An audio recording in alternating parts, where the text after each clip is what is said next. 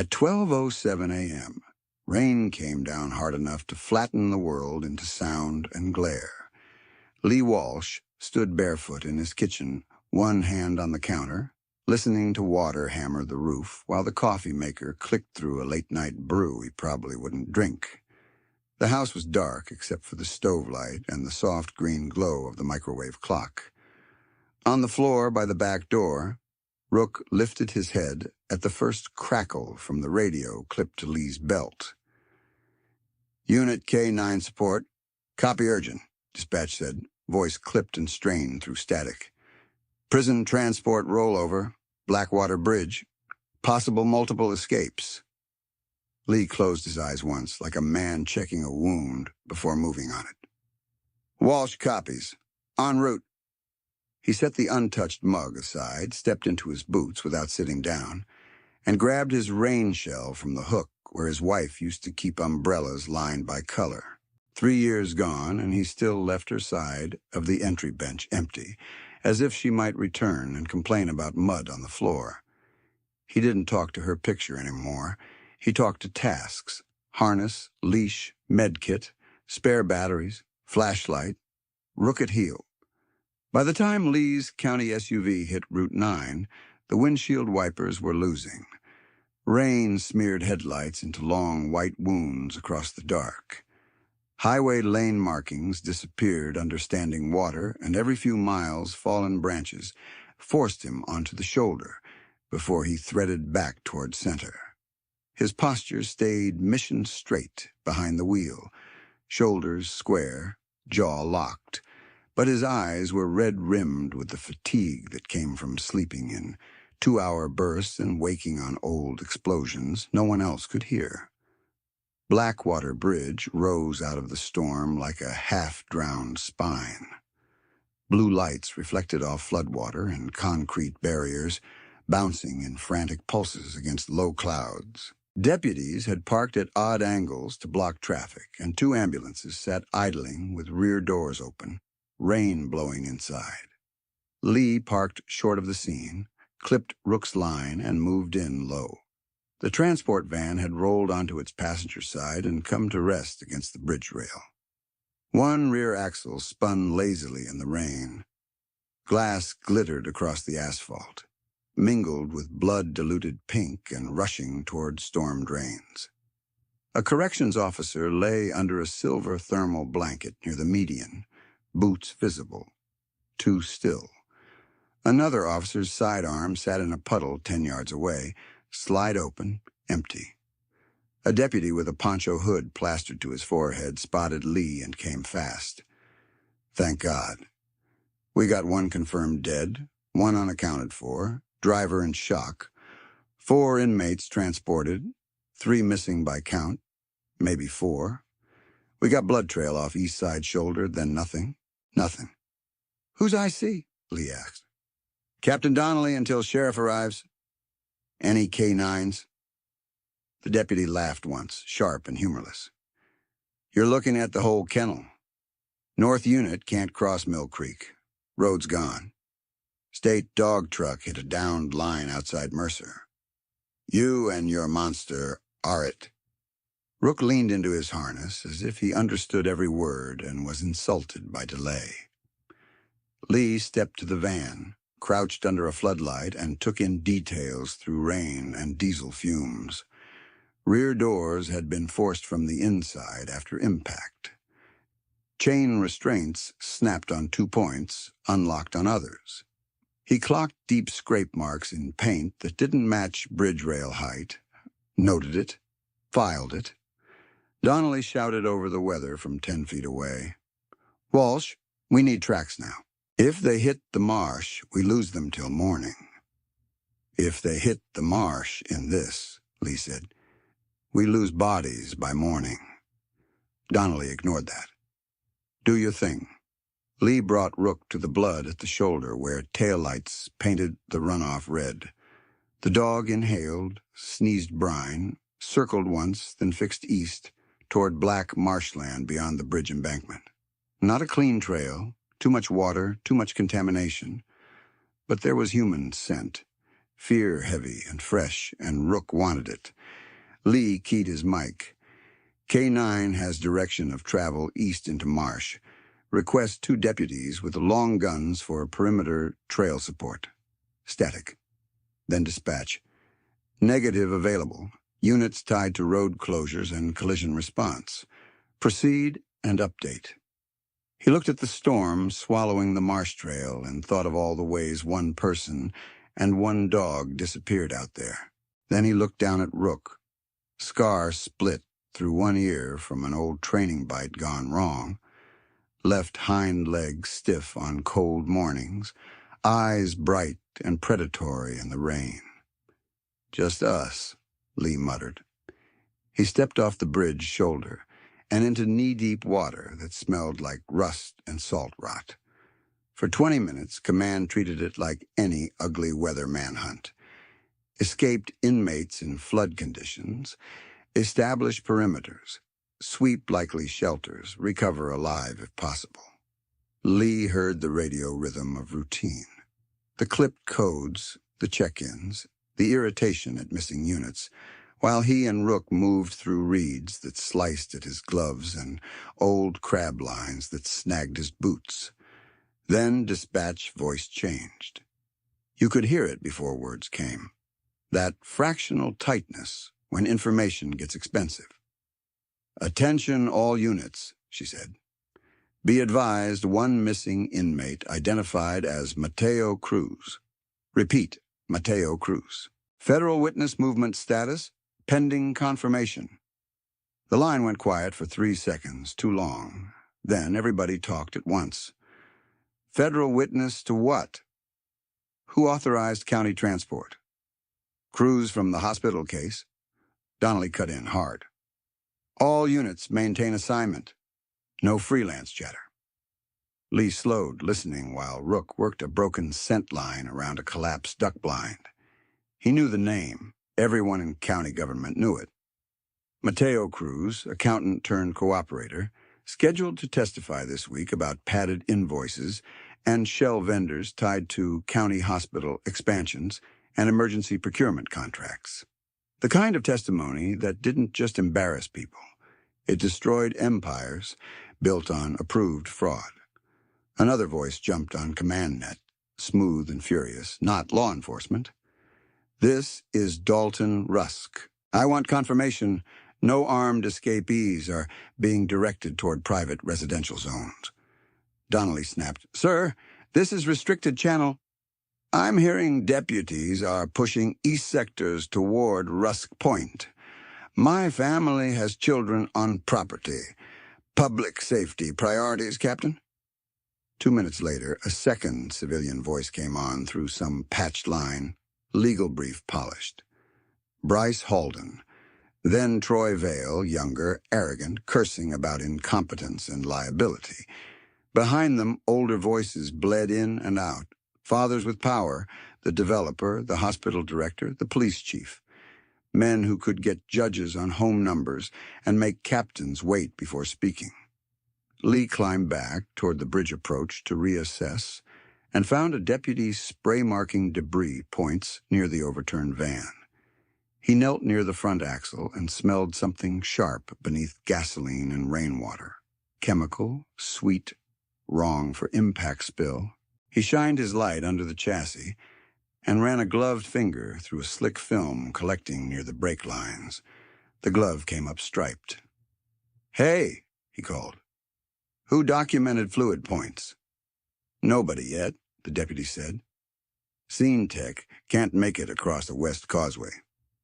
Lee traced the line of runoff, then stood and looked 50 yards back up the bridge where the van would have started losing control. There were gouges from metal grind, glass scatter, spun fragments, everything after rollover. But no pre-impact skid marks, not one dark drag, no panic brake track cut through water sheen. In this weather, maybe marks washed. In this weather, maybe not all of them. He walked the span with his light low, checking angles. Nothing. When he returned to the van, Donnelly was on his phone, head ducked against rain. He covered the mouthpiece and said, Command wants immediate recapture priority. No mention of witness anything on open air. You got that? Lee held up the tainted glove. Brake fluid sprayed all over the undercarriage. Looks deliberate. Donnelly frowned without looking. Could have ruptured in the roll. Could have, Lee said. Could also be sabotage. There's no skid attempt. Donnelly's phone buzzed again. He answered before replying, listening with blank expression. Then, "Copy, sir." "Understood." He hung up, eyes refusing Lee's. "We're not speculating cause tonight. We're finding prisoners." From somewhere near the barricades, camera lights flared.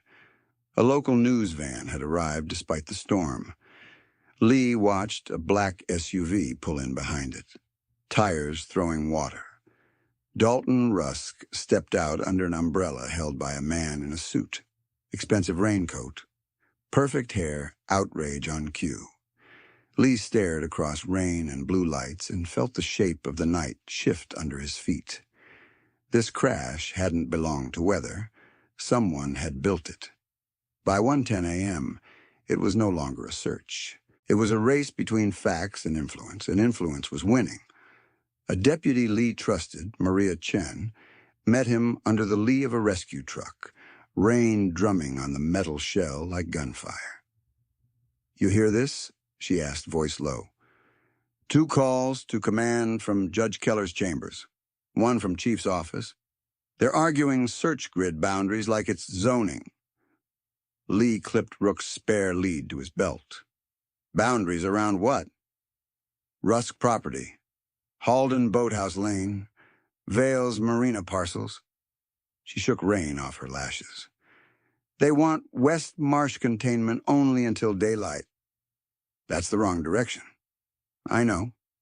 Rook paced tight circles at Lee's leg, frustrated by delay. The dog had caught and lost scent 3 times in floodwater, but each time pulled back east, toward the marsh fingers that ran behind private land and hunting shacks.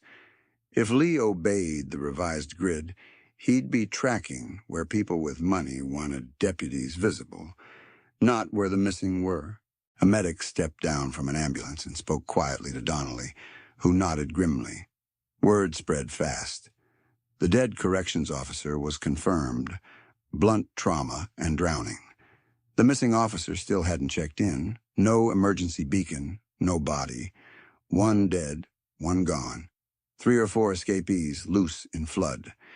If this was a normal prison break, it was already bad. If it was engineered, it was a kill box. Lee turned over the name in his head. Mateo Cruz.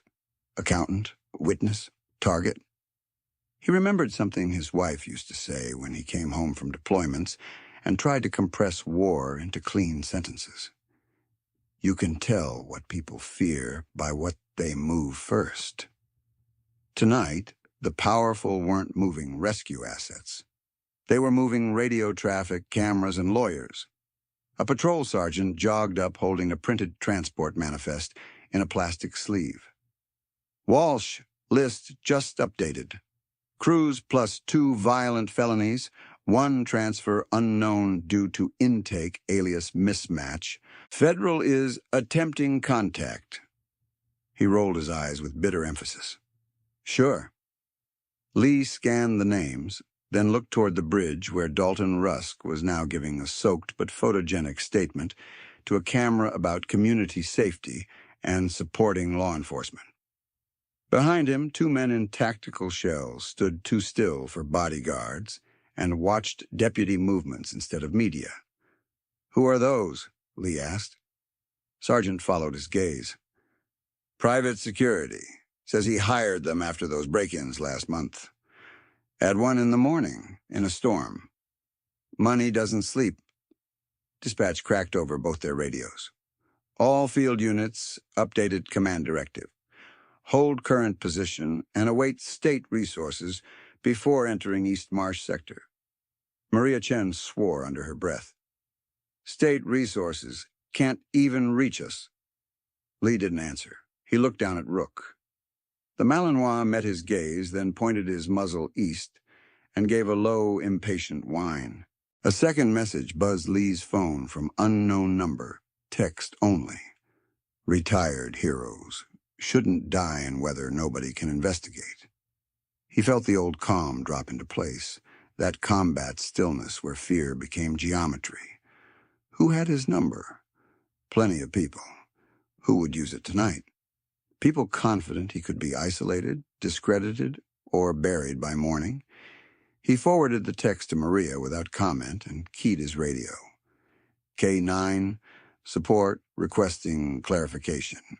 Missing officer, life status unknown, sent viable now, degradation likely within hour due flood stage. Recommend immediate track east. Donnelly came back, voice tight. Negative, Walsh.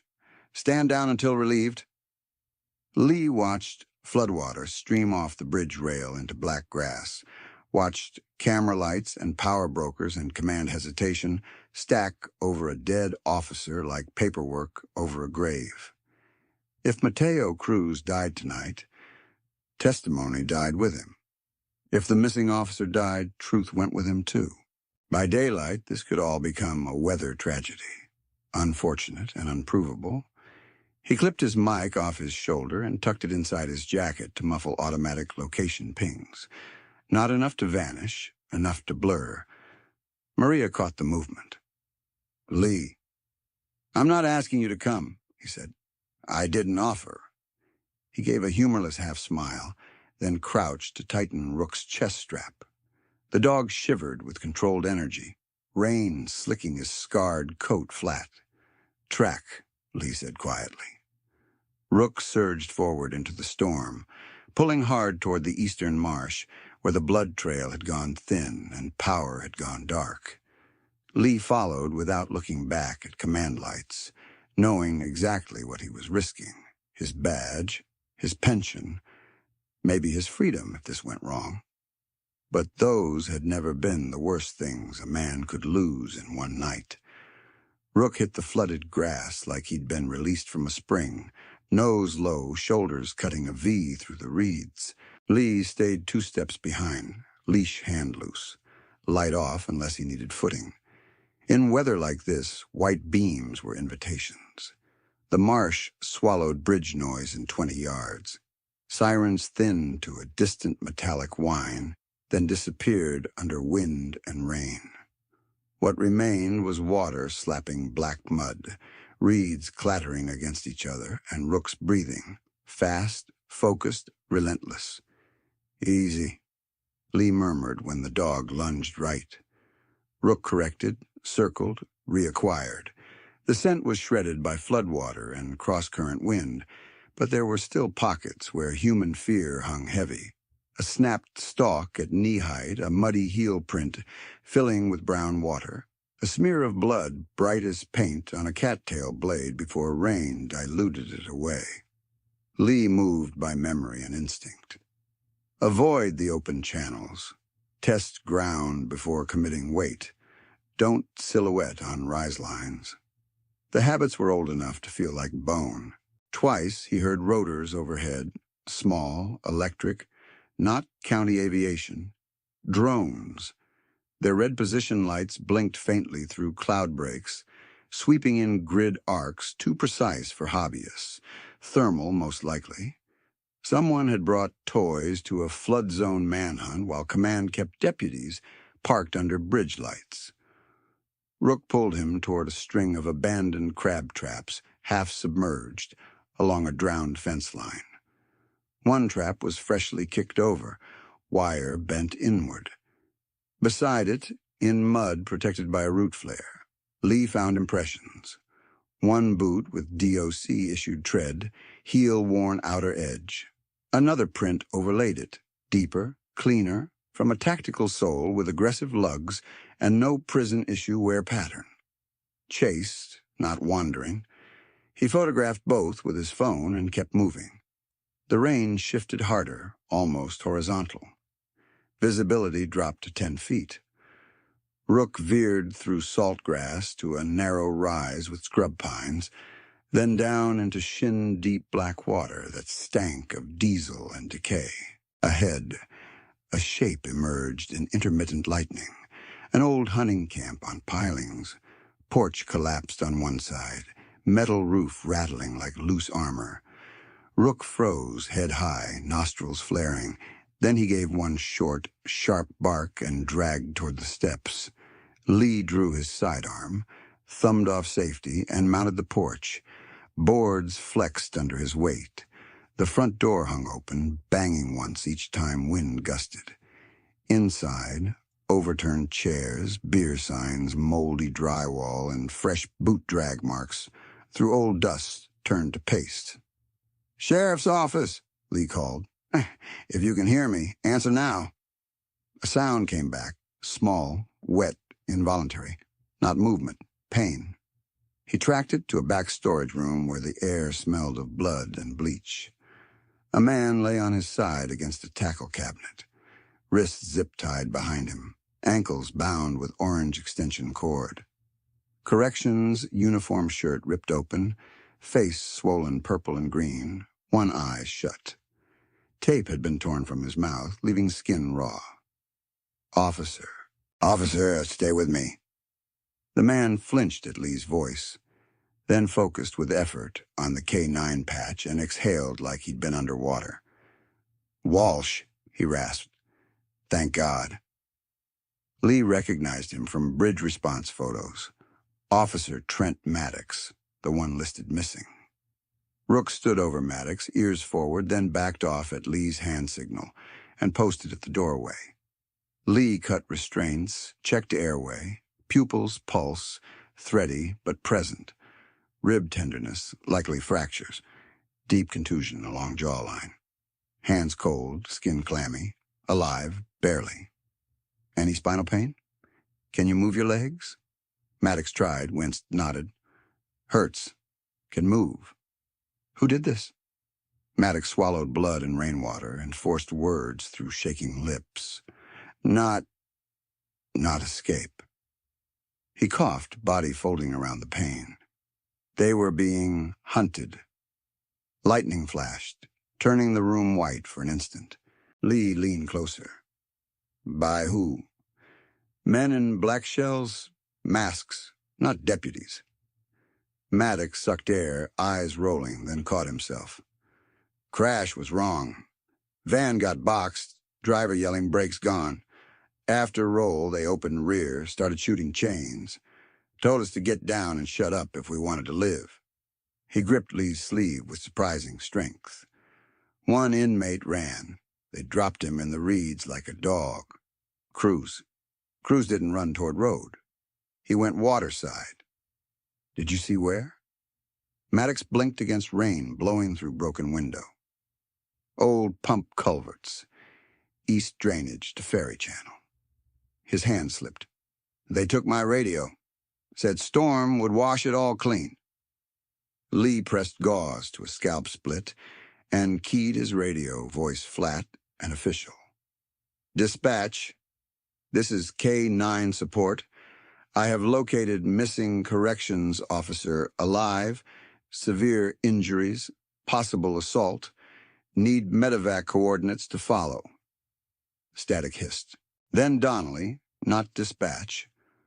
"Walsh, identify your location and stand by for supervisor response. No time. He needs extraction now. Location first." Lee gave a point 200 yards west of the actual camp. Not enough to kill anyone. Enough to buy minutes. "Copy," Donnelly said. "Remain in place. Do not continue pursuit." Lee ended transmission. He called Maria next on direct line. She answered on first ring, breathless. "Tell me you're alive." "Found Maddox. Beaten. Bound. Says armed team hunted inmates post-crash." Silence then. "Jesus. I gave command to soft location. Can you get to real one before they do?" "Maybe. I'm with fire rescue staging at the old bait shop cut. Send pin." He sent it with one thumb while wrapping Maddox in a thermal blanket from his medkit. Maddox caught his wrist again. "Walsh. Cruz ain't what they say. Heard one of them call him Asset. Said, get him before dawn or Dad's burn us." Lee held his gaze. You did good staying alive? Maddox gave a cracked laugh that turned into a groan. Didn't stay alive? Hid and got found. Tonight, that counts as a win. Outside, engine noise rolled across water where there shouldn't have been roads. Lee killed his light and listened. Not rescue sirens. A low marine thrum, then cut. Boat. Rook's hackles rose. Lee moved Maddox farther from doorway, placed his own rain shell under the officer's head, and set a chem light in the corner shielded by a crate, enough for rescuers to confirm room without broadcasting position from outside. He crouched beside Rook. We're moving. Maddox grabbed his sleeve one last time, voice frayed to a whisper. If they find me again... They won't, Lee said, not because he knew, but because men in shock needed certainty like oxygen. He slipped back into the marsh with Rook pulling east. The storm began to break in ugly layers around 4:30, not clearing so much as shifting from full blind to strobing visibility. Lightning moved offshore. Rain dropped from sheets to hard bursts. In the gaps, the marsh appeared in fragments. Flooded ATV tracks, half-submerged duck blinds, dead cypress knees protruding like spikes. Lee's radio came alive with the morning power struggle. All units, priority changes. Resume escapee apprehension in West Containment. 10 minutes later. Correction. Hold current sectors pending state tactical arrival. 7 minutes after that. By order of command staff, no unauthorized movement within private holdings east of Bay Cut until legal access is confirmed. Legal access? To open marsh and county easement? Lee listened while crouched behind a berm, watching a boathouse through binoculars fogged at the edges. The structure sat on pilings over backwater, floodlights off, sign plate half visible between rain bands. Rusk Development, Maintenance Dock 3. Rook had brought him there by sudden hard pull off Maddox's culvert direction, then sat and stared at the mud apron near the ramp. Alert behavior. Lee searched with red lens light and found 3 spent shell casings tucked against a timber where runoff hadn't carried them. 5.56 clean brass, recently fired. Not deputy-issued sidearm rounds. Rifle. He bagged them. Beyond the dock, 2 men in dark shells loaded cases into a John boat with no running lights. Another stood on the upper deck, flying a tablet-linked drone antenna, scanning sweeps over marsh fingers Lee had just crossed. Their movement had contractor rhythm, economical, coordinated, unhurried because they believed they owned the clock. From somewhere behind Lee came tires on wet gravel. He flattened behind reeds as an unmarked black SUV rolled onto the levee service road, paused and idled without lights. Driver window lowered an inch. A phone screen glowed inside. Seconds later, Lee's own phone buzzed in his pocket. Last warning. Go home. He looked up. The SUV's engine revved. Lee moved before thought finished. He shoved Rook down the berm as the vehicle lurched forward, fishtailing in mud, then corrected and charged straight along the narrow levee shoulder where Lee had been seconds earlier. Water exploded in his face. Rook snarled, pivoting to engage, but Lee yanked him clear as the SUV clipped a marker post and roared past into the dark. No plate visible. Rear lights taped. He breathed once hard, then tapped his body cam to mark timestamp. Attempted vehicular assault, he said for record, voice steadier than pulse. Unknown black SUV, Levee Road, east of Bay Cut. He sent the clip automatically to cloud backup, one of the few habits his old team buddies had bullied him into after retirement. If it matters, duplicate before you blink. Maria called again. I got Maddox out. He coded once in transport, got pulse back. I see you now. Lee leaned against a cypress trunk and closed his eyes briefly. Thank you. You're welcome. You're also officially non-compliant and out of contact. Internal bulletin says return immediately for debrief. Who signed it? Sheriff himself. Of course. Maria lowered her voice. And Lee? There are private security teams at the command post pretending to be consultant observers. Donnelly's letting them near the map boards. Names? No IDs shown. But guess whose lawyer keeps walking in and out? Rusk.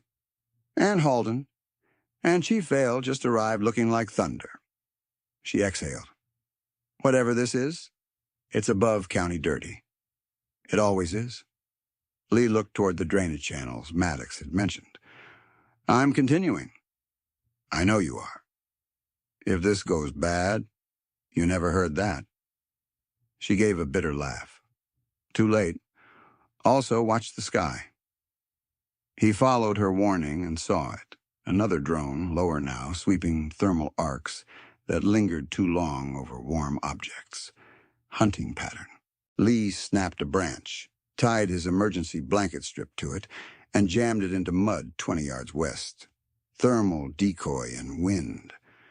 The drone pivoted toward it.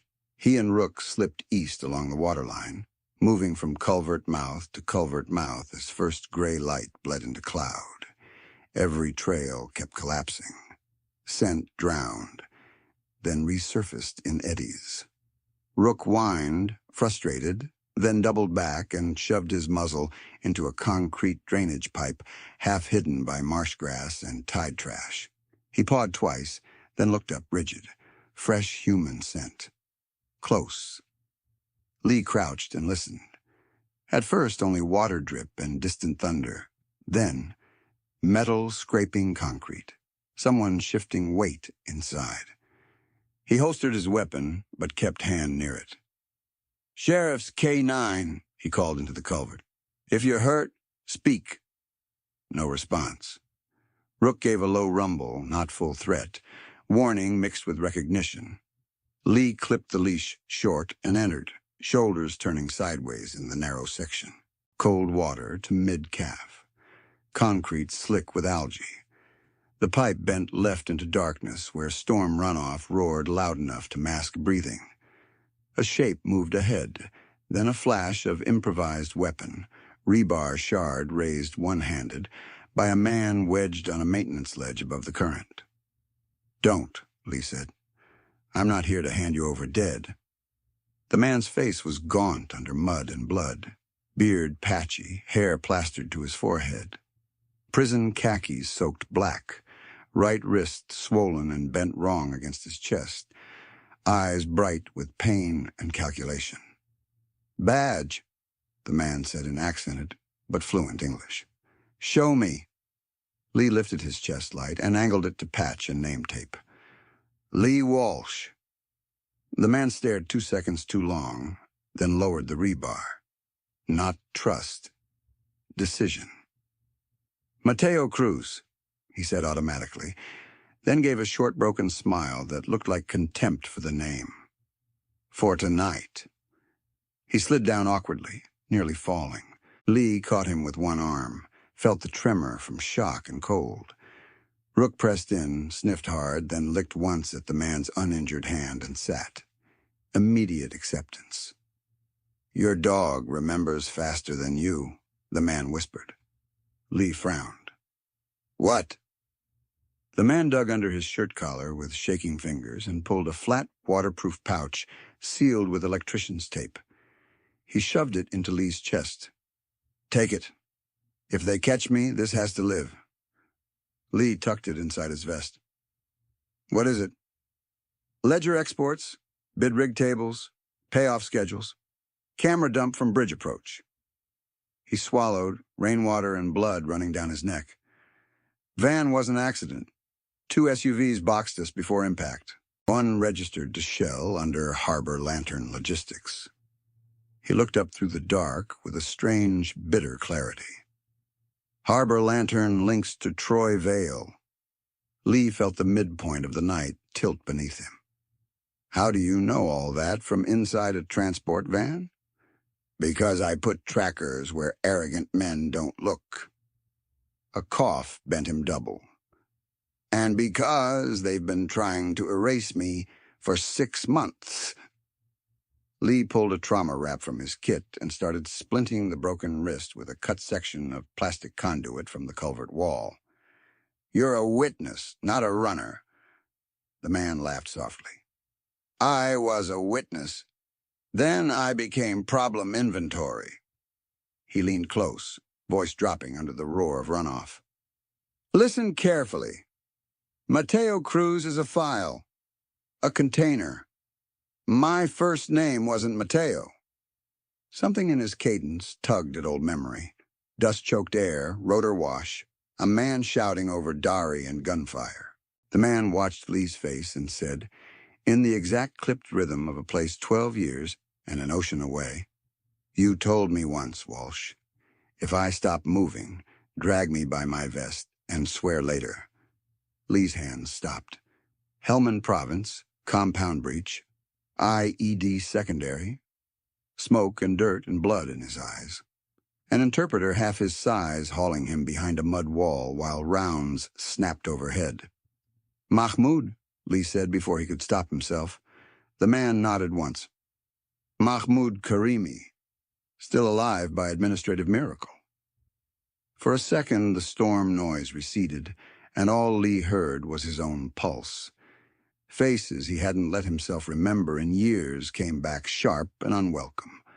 Men who translated promises into languages America forgot after withdrawal.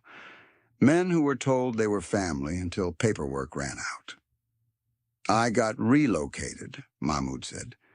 New identity, federal package, cooperation agreements. I mapped laundering channels from reconstruction contracts to U.S. fronts. Thought ocean meant distance. He looked toward the culvert opening where dawn was whitening rain. But money likes familiar roads. It found me here in hospital expansions and emergency procurement games. Same methods, cleaner suits.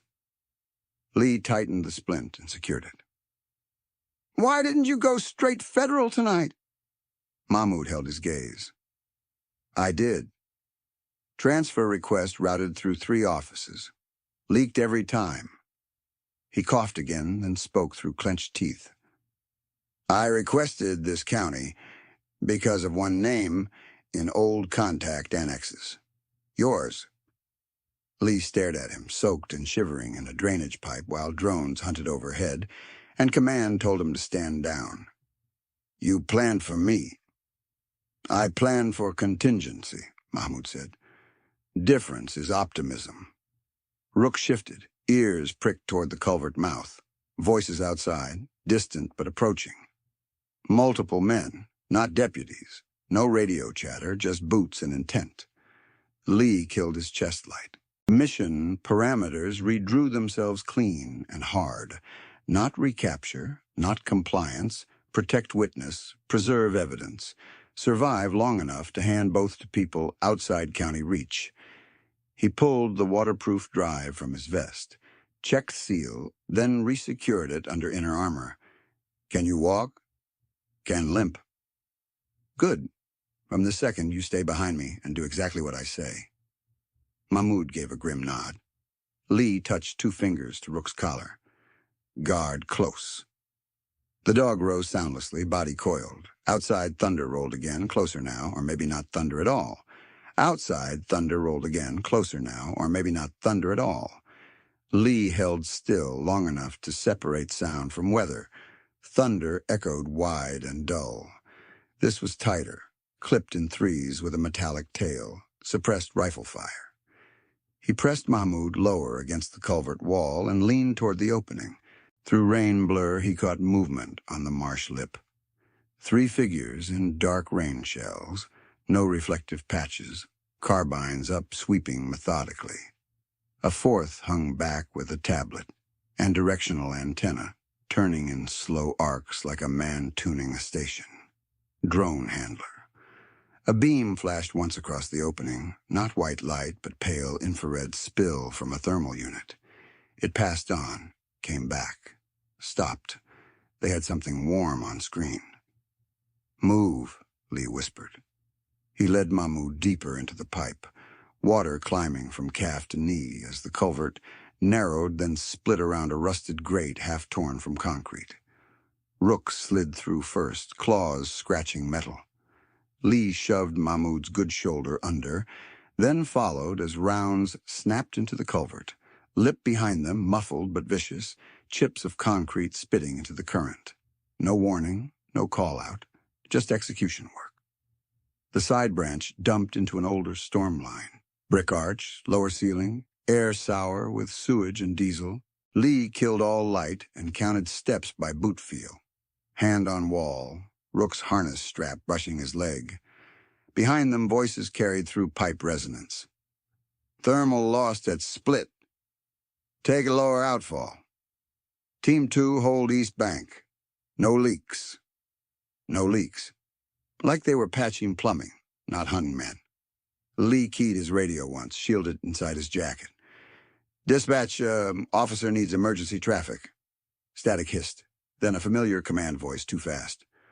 "All units, be advised BOLO on former K-9 contractor Lee Walsh. Possible armed and unstable. Suspected of abducting inmate Mateo Cruz and assaulting corrections personnel. Do not approach alone." Mahmoud looked at him in the dark, rainwater running off his face. "That was quick." "They were ready," Lee said. The radio continued, every word another door closing. "Cruz considered high-risk escapee with unknown associates. If located, detain immediately. Use appropriate force." Appropriate force. In this county that translated to whatever story survived daylight. Lee thumbed the radio off and kept moving. Above them, rotors whined, lower now. Someone had fed his last known area to every drone in range. If they boxed the outfalls and roads, he'd be trapped between floodwater and men who didn't have to identify themselves. His phone buzzed twice in his pocket. First message unknown. "You just made it federal by kidnapping a witness." Second was Maria. "Don't answer voice. They're recording everything. Text only." "Where?" Lee typed while walking, one-handed, screen shielded under his body. "Drain line east of Bay Cut. Hunted by contractors. Command put BOLO on me. Need clean extraction for witness alive." 3 dots appeared. Disappeared. Return. "Can't use county channels." Sheriff locked CAD notes. "They scrubbed your Maddox fine from common log. ICU confirms he's alive, but guarded by Chief Vale's people." Lee stopped for half a beat at that. Even hospitals were terrain now. Another text from Maria. "I can get 1 unit, maybe.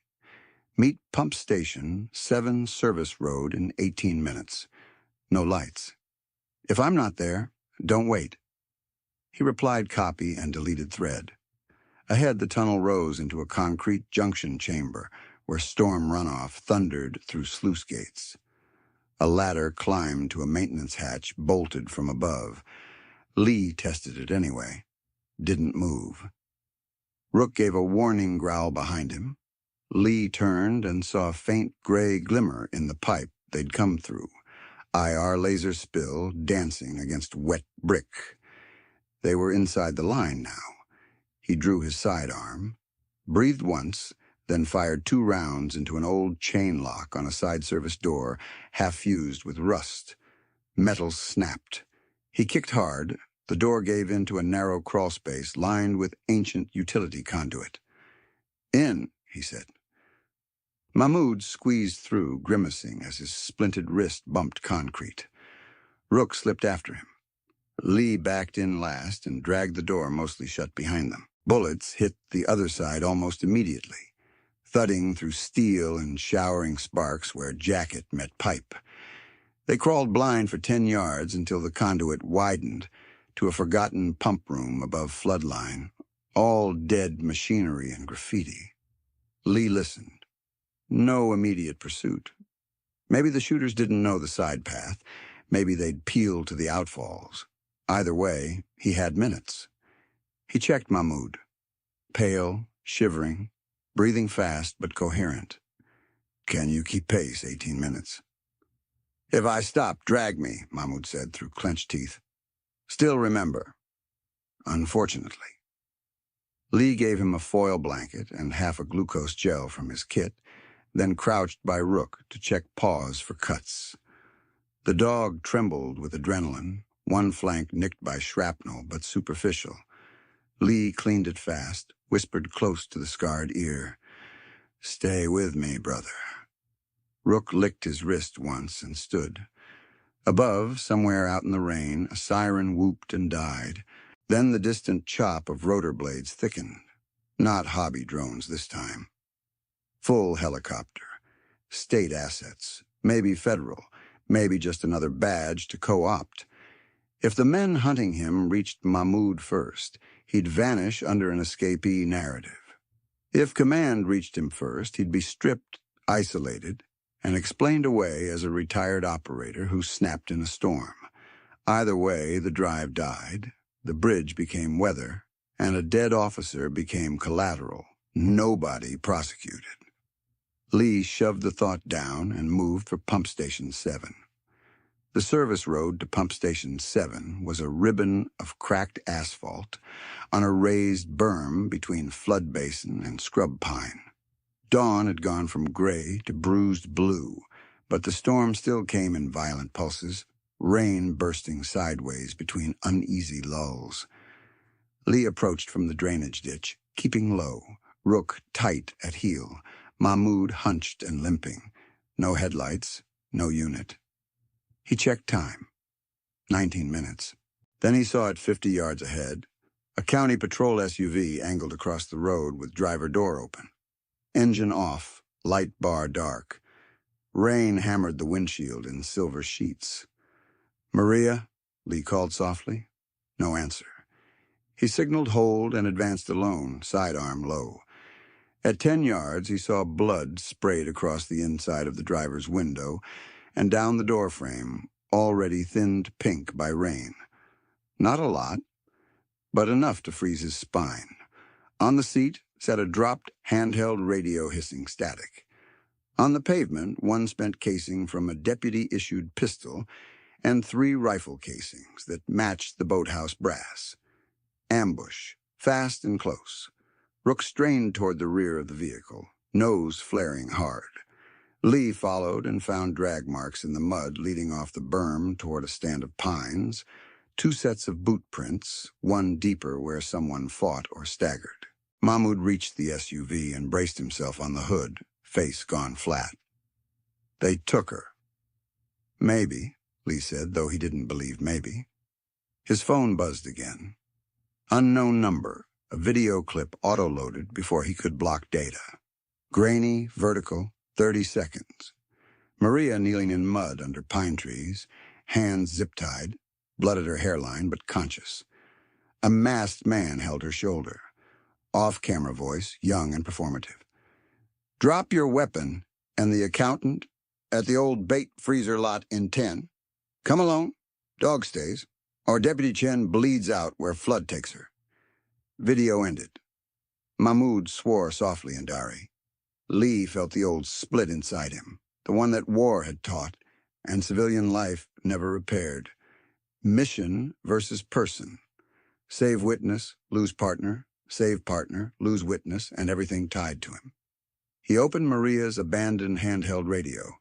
The display flashed, emergency button activated, then went black, battery ripped. Whoever took her knew procedure. He turned in a full circle, scanning tree line, sky, road crown. No immediate shooters. They had delivered message and pulled back to watch his choice. I can't be your reason she dies, Mahmoud said. Lee rounded on him. You don't get to decide that. I already did. Years ago, every time I testified. Mahmoud's voice shook with cold and fury. People around me pay. That is the pattern. Lee grabbed the front of his soaked prison shirt and shoved him against the SUV hard enough to make his teeth click. Pattern changes now. For a beat, they stayed like that, two men breathing rain and rage inches apart. Then Lee released him and stepped back, pulse hammering. He forced himself to think like a planner, not a husband at a grave, not a soldier in a kill corridor. The video gave no timestamp, no geotag. Could be live, could be old by minutes. The bait freezer lot was a known smuggling cut, wide open with bad cover, perfect overwatch field. If he went as instructed, he'd die before he crossed the gravel. Maria likely died regardless. Real choice, refused their script. Still, he needed proof of life updated, needed to know if she was moving under her own power. He texted unknown number, need live call with Chen, then trade. No response. He waited 15 seconds that felt like a year. Then an incoming call, blocked ID. Lee put it on speaker without speaking. Wind noise, shuffling. Then Maria's voice, rough and furious. "Don't you dare trade him!" A slap sound. A male voice laughed. Lee's throat tightened. "Maria, you breathing okay?" Head wound. "I'm fine." She sucked air through pain. "Listen to me. They're..." Line cut. Not enough. Everything and not enough. Lee stared at the dead phone, then at Rook, then at Mahmoud, and made the decision that would stain him no matter outcome. "We don't go to their lot," he said. "We make them chase us where their optics fail." Mahmoud looked sick. "And her?" Lee swallowed. "I find her when I can hit and win, not when they pick range." It sounded monstrous even to him. That was the cost. Immediate and unforgivable. He was leaving Maria in enemy hands because the larger mission couldn't absorb a predictable hostage swap. Nothing about that could be fixed in this scene, this hour, maybe ever. He took Maria's spare patrol go bag from the SUV trunk. Flares, dry mags, road maps, a trauma roll, and a folded county utility schematic. On the back, in her handwriting, one line circled from an old training drill. Ferry tunnels equals no thermal/multiple exits. Lee stared at it, then tucked it into his vest. He looked once more at the drag marks into the pines, committing direction and depth to memory, like a wound he intended to reopen. "Move," he said to Mahmoud. They disappeared off the berm while rain erased prints behind them. Maria Chen tasted blood and wet pine bark and tried not to vomit where they could see. The zip ties bit deeper each time the truck hit a pothole. Her hands had gone numb 20 minutes ago, maybe less. Time had turned rubbery after the blow to her temple. She kept her breathing measured because panic made people sloppy, and sloppiness got people killed. But her chest still fluttered like trapped wings every time the men in the cab laughed. She was on her side in the rear cargo area of a black SUV that smelled like gun oil and expensive cologne. Not county issue. No cage divider. Contractors, same as at the bridge. When she'd rolled up to Pump 7, she'd already known it might be bad. She had parked dark, engine running, rifle ready low, eyes on mirrors. What she had not expected was a deputy she recognized stepping out of the tree line first. Uniform wet, hands up shouting that he had an injured civilian. She moved 3 paces to help, and the world exploded white at the edge of her vision as something hard clipped her skull. After that, boots, mud, zip ties, camera in her face. Now the masked man across from her checked his phone and said, "Walsh didn't bite at the lot." The driver snorted. "X-team guys always think they're smarter." "He might still come." "Boss says no. Shift to phase 3.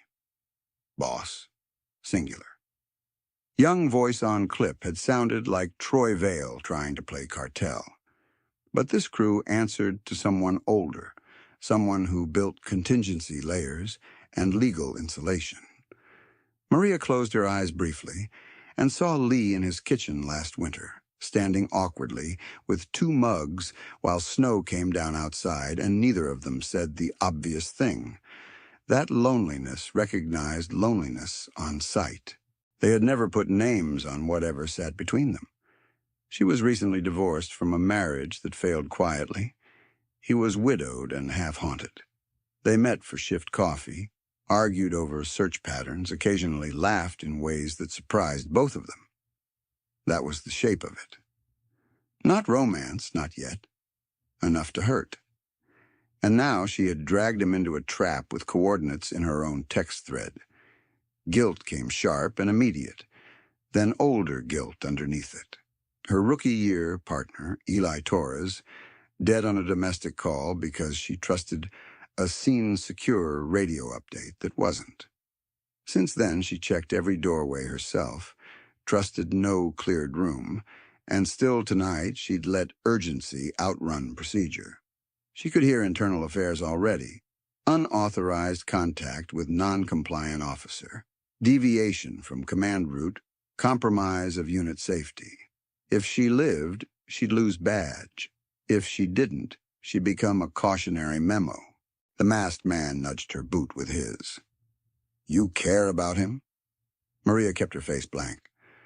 "I care about putting cuffs on idiots." He chuckled. "He left you." She turned her head and met his eyes through the balaclava slit. "No, he refused your script." The man's smile disappeared. That was the thing she loved and feared in Lee Walsh. Once he saw the true objective, he would walk through fire and shame and policy to get there. People called it stubbornness. She called it integrity with a body count attached. She focused on details to stay useful. Turn count from pump 7. Right, left, long straight with cattle guard vibration, then 2 bridge seams close together, maybe heading toward industrial waterfront. Through the rear window, she caught a passing sign half obscured by rain. Bay Street, Ext, Terminal District, Old Ferry Zone. If they were moving her there, this wasn't about ransom. It was about staging the last act, where sound could be buried under storm and official response slowed by flooded access roads. Her phone was gone, duty belt stripped, ankle knife missed. No, not missed. She flexed her left boot and felt empty sheath. They had found it. Good professionals. Fear finally punched through, hot and humiliating. Not of dying, she realized. Of becoming leverage that broke the only decent man left in this chain. She rolled her shoulders against the zip ties, skin tearing, and whispered so low only she could hear it. "Don't come for me first, Lee. Finish it." Tears came anyway, quick and angry, lost in rainwater tracking down from the SUV hatch. By the time Lee and Mahmoud reached the drainage service shed above the old ferry utilities, the sky had gone from storm gray to the sick yellow that precedes another squall line. Wind shoved spray sideways off the channel. Rook stood rigid at the doorway, reading scents layered thick as oil: diesel, wet concrete, cordite, fear. Lee checked the area through a cracked vent. 2 access roads in, both with fresh tire cuts. One county cruiser parked dark under an overhang with no one visible inside. Too neat. His phone lit with a secure message ping from an unknown encrypted sender, then unfolded into a forwarded screenshot. Command bulletin stamped urgent operational update. Federal Marshal extraction delayed, weather hold indefinite. Subject Walsh believed armed with stolen evidence media. All communications regarding Blackwater transport routed through Sheriff's Office, public information. Below that, a second image, a social media post already lived from Dalton Rusk's account, professionally shot, captioned about a dangerous fugitive exploiting tragedy, and urging calm while families pray for Deputy Chen. They were pre-writing the ending in real time. Mahmoud read over his shoulder and went pale. They are building legal cover before the bodies. "Yeah," Lee said. A low-engine growl rose from the channel side. He peered out and saw 3 boats sliding in without running lights, bows cutting brown water. Men in rain shells disembarked with rifles wrapped in plastic. On the upper access road, two SUVs arrived nose to nose and shut off lights simultaneously. Then Lee saw them step out under umbrellas despite the rain. Dalton Rusk, Bryce Halden, Troy Vale, not hiding anymore. Final move before climax, come in person to own the kill, maybe to reassure themselves it was truly done. Arrogance and panic in equal measure. Lee backed from the vent, mind running maps. Ferry tunnels beneath this sector linked maintenance corridors to the old terminal platform, the only place with enough open vertical clearance for a weather window helicopter. If federal marshals got any gap tonight, they'd likely choose that zone, which meant the Suns might already know and be setting intercept. He needed two things immediately: split pursuit and get a clean channel to someone outside county capture. He texted one contact he'd avoided for years, a reporter from his veterans nonprofit network who owed him nothing but truth. If you still trust me, go live in 20. I may send files plus location burst. Mirror to all desks. Then he sent Maria's last known capture data, the drive checksum, and his body cam assault clip to 3 redundant cloud drops. No response yet. Outside, voices carried through the metal siding. Thermal sweep the sheds. Check under grates. Vale says he wants eyes on the dog first. Rook's lip lifted silently. Mahmoud leaned against the wall, shaking from cold and pain. If they take me, do not negotiate. Lee ignored it, unfolding Maria's map again. Ferry tunnels highlighted in red grease pencil, an X near an old pump junction, with a note in her block print, "If roads burn, go under." He looked up as footsteps crunched closer on gravel. For the first time all night, uncertainty hit him clean. He might lose Mahmoud in the next 10 minutes, might lose Maria forever, might die in a utility shed while men with legacy names wrote press statements above him. He set a hand on Rook's neck and spoke barely above breath. "One more run." Rook's muscles coiled. Lee chambered around, tucked the map inside his vest, and nodded toward a floor grate that dropped into black water and concrete throat. "Down," he whispered to Mahmoud. "Now." Above them, someone yanked at the shed door handle. Above them, someone yanked at the shed door handle. Lee grabbed the grate ring with both hands and heaved. Rust snapped. Black water and concrete throat opened beneath them. "Mahmoud, feet first," he whispered. Mahmoud dropped, boots splashing hard, then hissed through his teeth as his splinted wrist clipped the edge. Rook followed without hesitation, body disappearing into dark. The shed doors slammed under a shoulder hit. Metal shrieked. Lee kicked the grate back into place from below, let it settle crooked, then pulled a discarded battery lantern from the tunnel shelf and tossed it into the far corner of the shed through the gap. It clattered, still glowing. Boots thundered in above them. "Heat in here!" "Check under." Lee slid deeper into waist-deep runoff and pulled Mahmoud toward the left branch. Seconds later, gunfire punched through the floor, rounds stitching water where they'd been. Concrete dust rained down like chalk. Rook led them through the old ferry service tunnels, nose flicking between human scent and mold. The passage narrowed, then widened into a brick maintenance corridor with faded stencils. Terminal power / no entry. Lee checked his watch, then his phone. No reply from the reporter yet. He sent one more burst anyway. Body cam clips, drive mirror, GPS pinned to the old ferry terminal, auto forward to 3 stations, and one federal prosecutor email he'd memorized years ago from another life. This time the reply came in under 10 seconds. "Live in 90 seconds. Keep talking. Good." He reached a junction chamber and stopped. Above them, through drain grates, he heard engines, shouted orders, and the whir of drones. Mahmoud bent over, shaking from cold. "They know the terminal?" I know.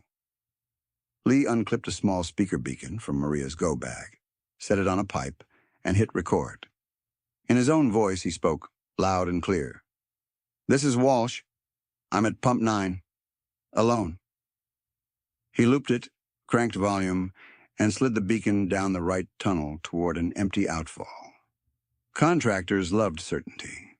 He gave them some. Then he led Mahmoud and Rook left, toward the terminal's dead freight elevator shaft. Maria hit the inside hatch of the SUV with the heel of her boot, again and again until her knee cramped. No give. The vehicle had stopped 5 minutes ago beneath corrugated roofing. She could hear rain hammering metal overhead and gulls screaming somewhere near open water.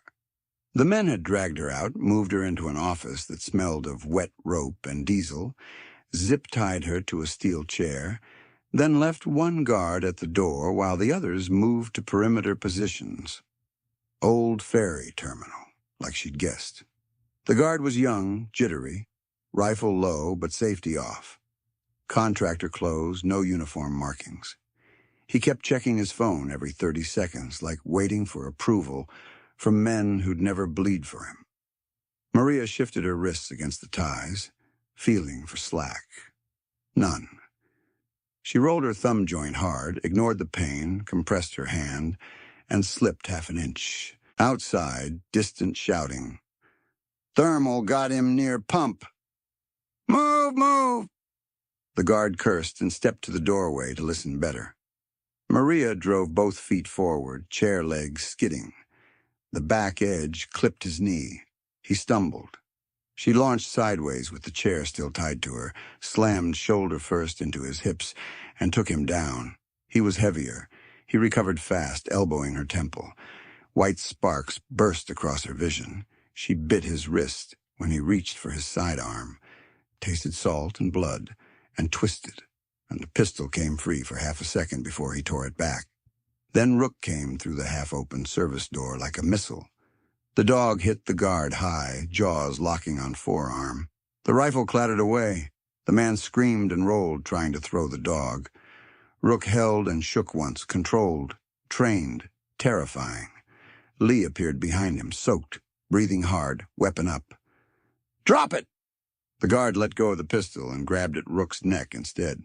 Lee kicked his shoulder blade, drove him flat, zip-tied him with his own cuffs, and gave one sharp command. Out!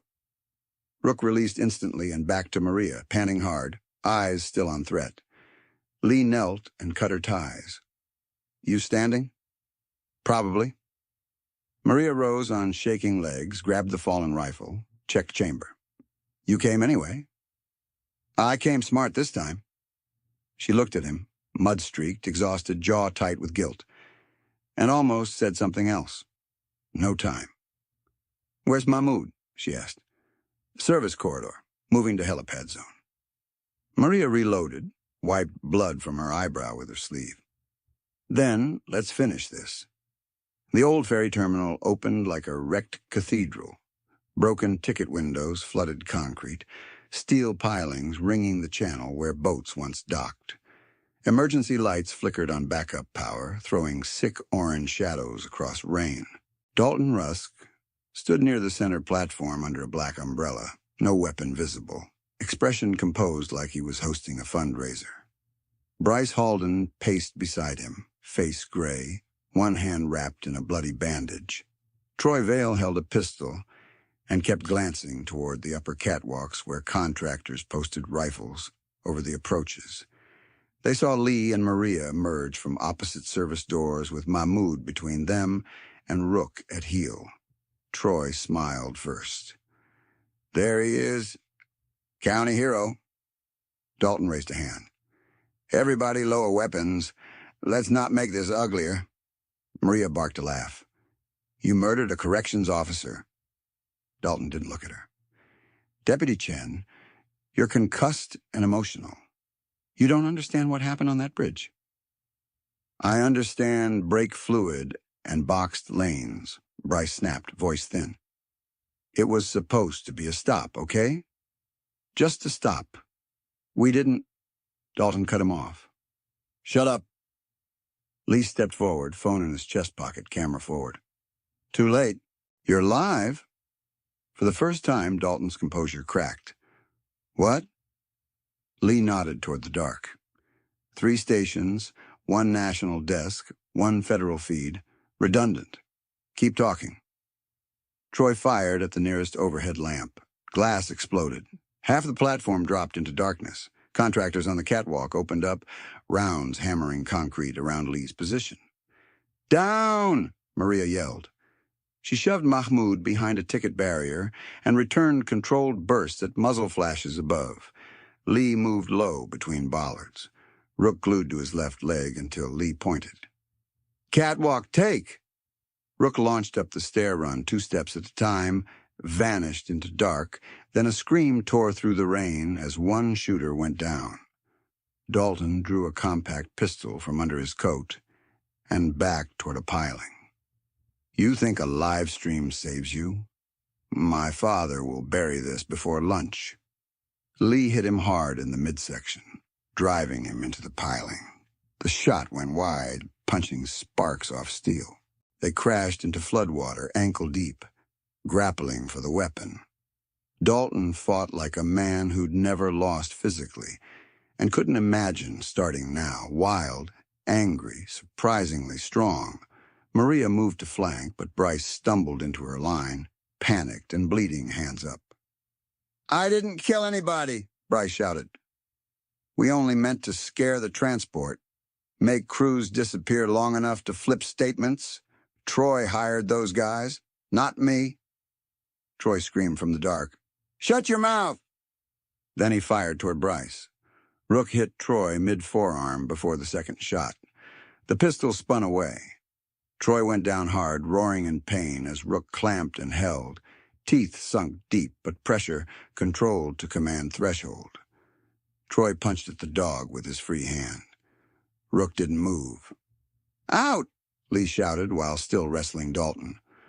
Rook released and backed 1 pace, still blocking Troy from the gun. A contractor rushed Mahmoud's cover with a rifle raised.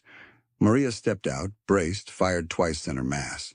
The man dropped his weapon and fell behind a crate, gasping but alive. Another contractor tried to drag Troy toward the boats. Lee broke Dalton's grip, ripped the pistol free, and drove an elbow into his jaw. Dalton fell to 1 knee in the water. Lee planted him face first against the piling and cuffed 1 wrist to a steel rung. Sirens rose outside, different cadence this time. State units, multiple. Troy clawed at his torn arm and screamed at the retreating contractors. Get me out! Do you know who I am? One of them looked back, judged the lights now converging on the terminal, and ran anyway. The fight should have been over. It wasn't. Bryce bolted for the side ramp, sobbing. I'm done. I'm done. I'm telling everything. A shot cracked from the upper gantry. Bryce spun and dropped, thigh hit, sliding across wet concrete. Not dead. Sniper! Maria shouted, dragging Mahmoud lower. Lee traced angle. Far gantry. Maintenance crane shadow. Not contractor. Sheriff Vale stepped out of the rain with a department rifle in his hands, uniform soaked, face carved from rage. His son lay bleeding at his feet. Dalton was cuffed. Bryce was screaming confessions into floodwater. Cameras were live. The old man had come to cauterize the family wound himself. Drop it, Walsh, the sheriff yelled. You're under arrest for kidnapping and attempted murder. Lee stared at him. You just shot Halden's kid. He was fleeing armed. He was unarmed and on camera. Vale's eyes flicked to Troy, then to Mahmoud. Hand over the witness and the drive. Now. We can still contain this. Maria rose from cover, rifle trained on the sheriff. Blood ran down her temple into her eye. Contain your own pulse, Chief. Deputy Chen, stand down. No, sir. State police lights flooded the terminal entrance, strobes painting everyone blue-white-blue, but they were still 50 yards out, forming on unknown shooters, too far for instant control. Sheriff Vale lifted his rifle and sighted on Mahmoud. Lee moved before the barrel settled. 2 shots. controlled, center mass armor. Vale staggered, surprised more than hurt, Vest catching both rounds but knocking him backward into the railing. His rifle clanged away into the channel. State troopers stormed in, shouting commands. "Weapons down! Hands where I can see them!" Dalton started yelling about unlawful force and family attorneys. Troy screamed that the dog mauled him without cause. Bryce cried and pointed at everybody at once. Contractors melted into kneeling compliance or tried to run and got tackled in standing water. A woman in a rain shell with U.S. Marshals insignia pushed through the stack, sidearm up. "Who has Mahmoud Karimi?" Mahmoud stepped out from behind Maria, shivering but upright. "I do." She froze, looked at his face, then lowered her weapon a fraction. "I'm Deputy Marshal Rena Pike. We've been trying to reach you for 6 hours." Mahmoud gave a broken laugh. "Your phone tree is compromised." Rena nodded once like she believed him. "Get him to the bird. Now." Lee handed over the waterproof drive and his phone with upload confirmations still running. "Evidence mirrored to press and federal prosecutors. Don't let county touch chain." Rena took both, met his eyes. "You just made a lot of enemies." Lee glanced at Dalton, cuffed to steel, at Troy howling in pain while medics bandaged the arm Rook had ruined, at Sheriff Vale on his knees under state trooper custody, armor vest cut open, fury leaking out with the rain. "Already had them," Lee said. The storm finally broke for real at 8:42 a.m. Not sunlight, just a thinning gray that let everyone see what they'd done. Ambulance crews loaded Bryce and Troy on separate stretchers so they couldn't coordinate stories. Dalton refused treatment, demanded phones, then demanded his father, then demanded a lawyer when a federal agent read him conspiracy and manslaughter advisements over the howl of rotor blades. Sheriff Vale was put in flex cuffs by a state lieutenant half his age. He spat rainwater and said, "You have no jurisdiction." The lieutenant answered, "Today I do." Maria sat on a concrete step while a paramedic closed her scalp wound with 6 staples. She never took her eyes off Lee. Lee stood 20 feet away, giving statement to 2 agencies at once, body shaking now that adrenaline had somewhere to go. He admitted every unauthorized move, every false location, every disobeyed order. He spoke flat, precise, like debrief in another lifetime. When he finished, Donnelly approached under a poncho, face wrecked. "Sheriff ordered your suspension effective immediately," he said quietly. "Pending internal." Lee almost smiled. "He can file it from holding." Donnelly flinched, then handed him a sealed evidence receipt. "Maddox is out of surgery. Asked if you made it." Lee folded the receipt into his pocket. "Tell him yes." Near the helicopter, Mahmoud paused before boarding. Wind from the rotors flattened his prison shirt against his ribs. He turned back to Lee. "I'm sorry about the deputy," he said. "You both made hard calls," Lee replied. Mahmoud looked toward Maria, then back. "In Helmand, I chose you because you were closest. Tonight, I chose this county because of the same reason." Lee frowned. "Closest." Mahmoud managed a tired smile. "Closest to doing the right thing when it costs." He boarded. The helicopter lifted into low cloud and disappeared east. State Command took scene control. Federal agents seized terminal security servers before County YT could touch them. A news van crew shouted questions through barricade tape. Did Lee go rogue? Was this a political hit? Was the witness really an Afghan asset? Nobody answered. For the first time since midnight, there was nothing left to do immediately. Lee walked to the water's edge where rain rings softened into ripples. Rook sat beside him, sides heaving, muzzle dark with someone else's blood. Lee checked his teeth, ears paws with trembling hands. "You good?" Rook leaned into his leg and sighed. "Yeah," Lee said. "Me too. Eventually." Behind him, boots scraped concrete. "Maria." "You left me," she said. He closed his eyes. "I know." "You made the right tactical call." He turned. Her face was pale under bruising, staples bright against wet hair. "Doesn't feel right." "It never does." She looked out at the channel, jaw tight. "If you'd traded Mahmoud for me, we'd both be dead and they'd own the story." "I still hear your voice on that call." "Good," she said. "Means you won't do it casually next time." He almost laughed. It came out ragged. She stepped closer, close enough that he could see her hands still shaking from shock. "You're not the only one who gets to decide mission parameters, Walsh. I chose this too." And before he could answer, a state captain called for her across the terminal. She held his gaze another beat, then turned away to give statement. Crisis had ended. Consequences had started.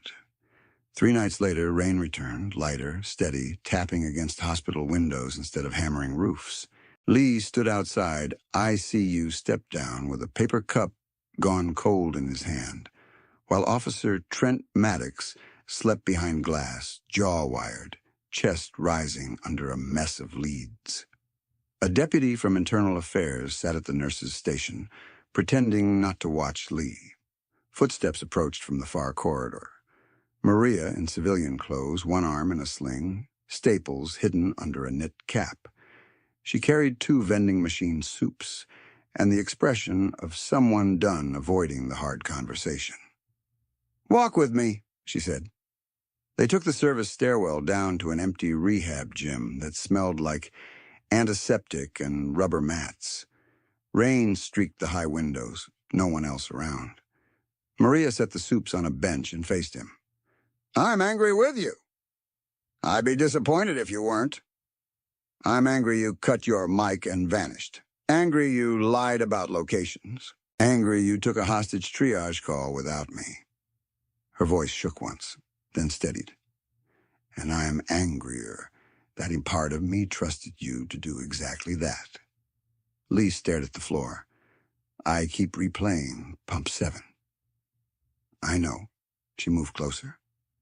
"I replay stepping out of my unit for a fake injured civilian. We can autopsy this forever." He looked up.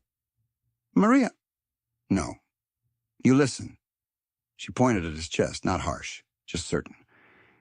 "You don't get to carry all blame because it makes you feel noble. I made choices, good and bad. So did you. We both came back. That has to mean something bigger than guilt." Silence sat between them, thick as humidity. Lee rubbed a hand over his face. "When that video came through, I saw my wife all over again. Different night, same math. If I move here, she dies there. If I move there, everyone dies." He swallowed hard. "I hated myself for choosing mission. I hated myself for considering otherwise." Maria's eyes softened. "I know." He laughed once, bitter. "No, I mean I really know now. Why I sleep with a pistol under my pillow. Why I don't buy groceries for more than 2 days. Why I never ask anyone to stay." He met her gaze fully. "Because if I need them, I can be used against them. You were used against me, and it almost worked." She stepped into his space, close enough to touch but waiting. "Then maybe stop fighting alone." He blinked. "That simple?" "No," she said. "That hard." They stood there a long moment with rain ticking above them and fluorescent lights humming. Then Lee said, very quiet, "I love you." The words seemed to surprise him as much as her, but once out, he didn't retract them. "Not because you're brave, though you are. Not because you kept me honest, though you did. I love you because when everything burned, you still chose truth over safety. And because when I'm with you, I don't feel like a weapon someone forgot to lock up." Maria exhaled like she'd been holding breath for months. I've loved you since the day you corrected my track pattern in the marsh and then pretended you didn't, because I outranked you on paper." A stunned laugh broke out of him. "That was years ago." "Yeah." She smiled, wet-eyed. "We're slow." He reached up, hesitated at her bandaged temple. "Can I?" She nodded. He touched her gently, thumb along her cheekbone, and she leaned into it. Then she kissed him. Careful at first, then not careful at all. Rain and soup and antiseptic and relief. When they broke apart, Maria rested her forehead against his. "I'm not asking for perfectly. I'm asking for honest. No more disappearing acts." "No more," he said. "If I run, you run with me." "Damn right." His phone buzzed. He ignored it. "Could be federal," she said. "They can wait 30 seconds. Make it 60. He smiled, small, real, and kissed her again. When he finally checked the phone, it was a message from Deputy Marshal Renna Pike. Karimi gave sealed statement. Included you as contingency by name. Also, commendation submitted. Try sleeping tonight. Lee showed Maria. She read it, then looked up. "He planned for you." "Yeah." She took his hand and threaded their fingers together. "Then planned for us." Arraignment day smelled like wet wool and old wood. Courtroom 2 overflowed with reporters, county staffers, and townspeople who'd once donated to Rusk galas and Halden Hospital wings. Dalton sat in a navy suit without cufflinks, jaw bruised yellow-green. Bryce stared at the table, hands shaking. Troy's right forearm was wrapped in a rigid brace. He glared at everyone like pain was an insult. Behind them, their fathers sat separated by 2 deputies in a decade of suddenly useless influence. The prosecutor read charges one by one: manslaughter, conspiracy, witness tampering, attempted murder, racketeering enhancements, pending federal coordination. Gasps at racketeering, a low murmur at offshore transfer schedules. When the judge asked for plea, Dalton stood. "Not guilty. This is political theater." From the gallery, someone whispered, "Like your bridge speech." The bailiff barked for order. Outside after the hearing, workers in orange vests arrived at the hospital entrance where a 10-foot granite marker read Halden Regional Pavilion. Under board order, they bolted a temporary shroud over the nameplate. Cameras clicked as the cloth went up, hiding letters that had dominated the drive for 15 years. At sheriff headquarters that afternoon, Donnelly, now acting sheriff, held a brief podium statement. "Sheriff Vale has tendered resignation, effective immediately." He swallowed, looked older than yesterday. "Any employee found to have altered CAD logs or obstructed response will face termination and criminal review." Maria watched from the back with Lee and Rook. "Didn't think I'd see that in my career," she murmured. "Me neither." 2 days later, in a federal conference room with no windows, Mahmoud testified on record while Lee and Maria sat behind glass as approved observers. Mahmoud's cast was clean, beard trimmed, eyes still tired but steady. "I requested transport routing through Blackwater County," he said into the mic. "I anticipated compromise in standard channels. I requested it because I believed Mr. Lee Walsh would not abandon evidence under pressure. That was my contingency." The federal attorney asked, "You intentionally placed yourself where he could be involved?" Mahmoud nodded. "I placed truth where it had a chance." Afterward in the hallway, he shook Lee's hand with his good arm. "Get some sleep now," he said. "I am tired of saving you." Lee almost smiled. "Deal." At 12:07 a.m., a week later, rain came down soft enough to hear separate drops. Lee stood in his kitchen again, but this time the overhead light was on. 2 mugs steamed on the counter. Maria sat at the table in one of his old hoodies, reading through a stack of departmental policy drafts with a red pen. swearing under her breath at every third paragraph. Rook lay stretched across the doorway, one ear cocked, bandaged flank healed. Lee checked locks out of habit, then stopped halfway down the hall. The pistol safe by the bedroom door stood open. He looked at it for a long moment, then removed the handgun from his waistband, cleared it, and set it inside. Closed the safe. Spun the dial. When he returned, Maria looked up. "You okay?" He nodded. "Yeah." She patted the chair beside her. He sat. She slid one mug over. Outside, rain tapped the roof. No sirens underneath it. Rook sighed, got up, and settled at their feet. Lee took a sip of coffee, warm and bitter, and listened to the quiet hold. For the first time since he'd left the teams, since funerals and night sweats and bridge lights in storms, he felt the room stay steady around him. He would still wake some nights. He would still carry ghosts. But tonight, at 12:07, he was home, and not alone.